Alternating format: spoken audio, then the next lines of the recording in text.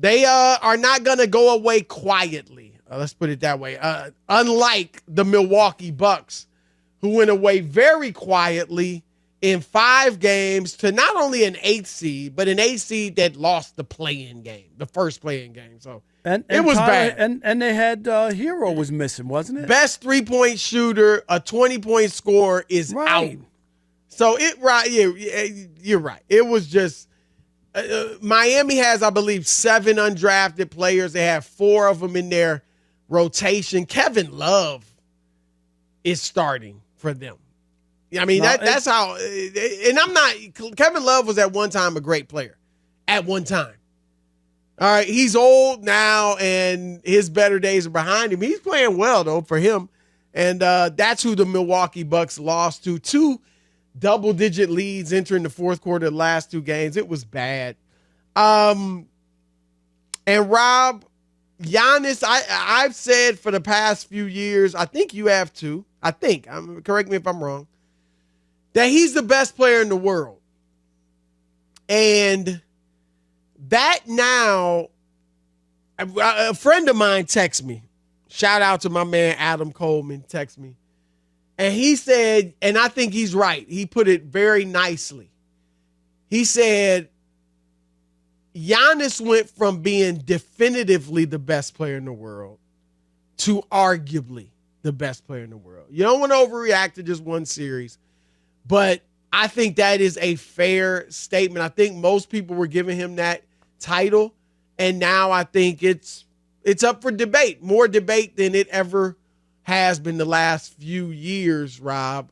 And now, some of these guys still alive in the playoffs are going to fight for their part in that debate. What do you were you with me these past few years saying Giannis is the best player in the world? I mean, with all the stuff that he was able to do, the improvements, winning a championship, staying in Milwaukee when everybody was chastising him, saying he was making a mistake, he'd never win. And we talked about the improvement. One without a super team, yep. Right, and then he took a step back, Chris, with the 13 missed free throws. Well, you remember the big, huge game in the finals. I can't remember. Is that the 50-point game or whatever? No, that was the game. His free throw. Right. He was 17 and 19 or something exactly. like that. And the one bugaboo, Chris, was what he turned around in that. And that's when people were impressed with it wasn't just him playing well, but the one thing that had spooked him was the free throws, and he made all those free throws in that to close out the Phoenix Suns. That was very impressive. Yeah. And I'm with, look, we knew he never was still a great 3-point or free throw shooter. This year he shot 64%, but if he had shot 64% in that game against Miami when he went 10 for 23, they would still be playing. Exactly. That was a right. Terrible step back. But he always had, even as me and you and many others were saying he's the best player in the world, his deficiencies were there, and it was obviously the foul shooting, but I think an even bigger one was that he really doesn't have a go-to shot. He's not a good shooter.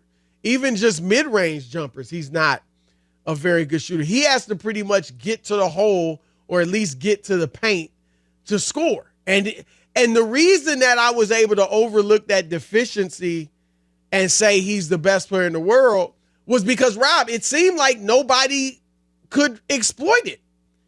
Right? I mean, it wasn't being a deficiency because nobody was forcing him to shoot jump shots.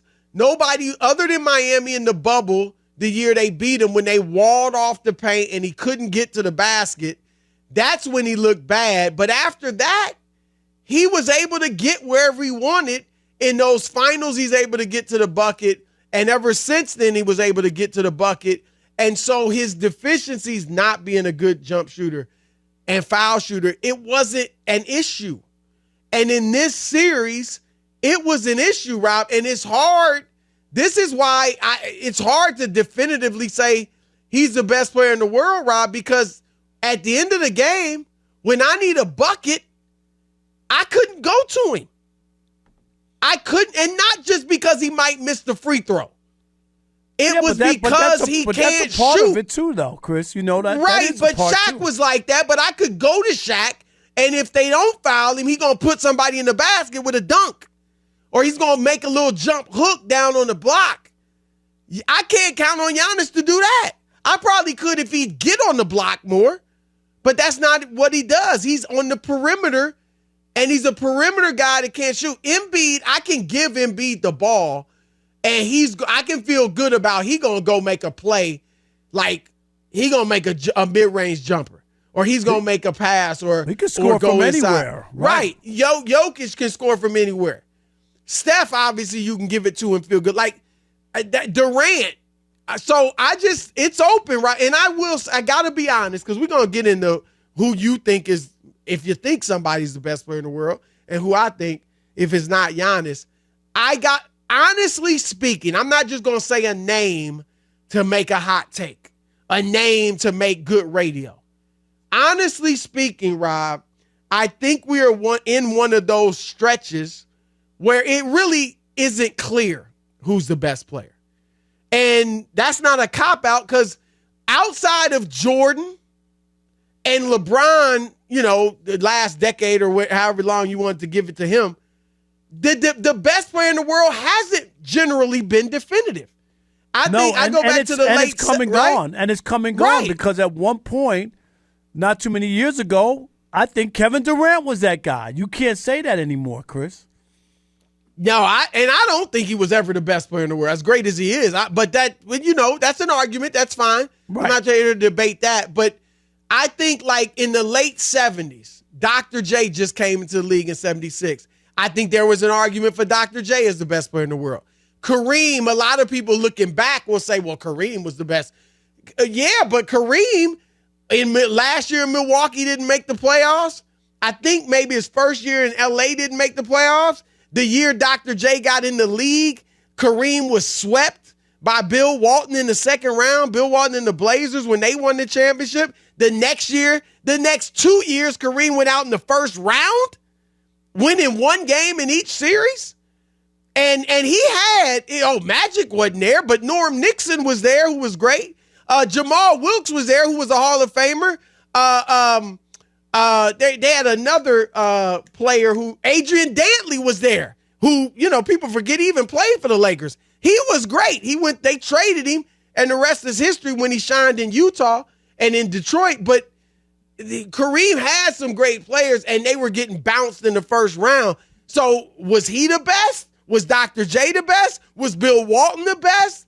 It was up for debate. And, Rob, I think that's where we are right now.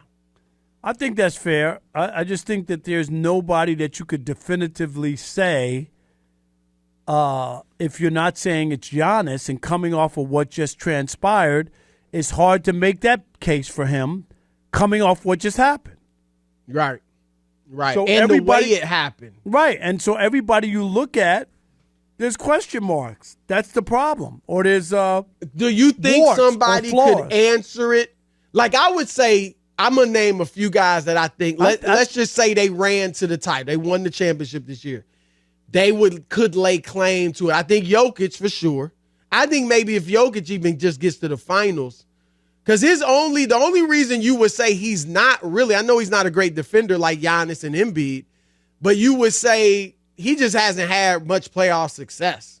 So that's his issue. And so I think if he were to get to the finals, certainly if he were to win it without a super team like Giannis did a few years ago, like, he would have an argument.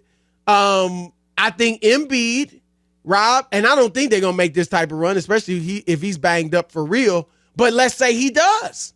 He got a great argument, right? MVP probably, great defender, outstanding shooter and free throw shooter, big, and I think, Rob, Durant, obviously, that's not the one I was laughing at. But Durant, right now, Devin's been their best player. I mean, Durant's better, but Booker's been their guy so far. We'll see. But if let me ask you this. If Durant leads them to the championship and wins the finals MVP, I'm just making a hypothetical. Right. You would have to consider that he had to be in it. There's no, and right? A lot of people would say he was. Okay, I don't know if I would. I have to see how.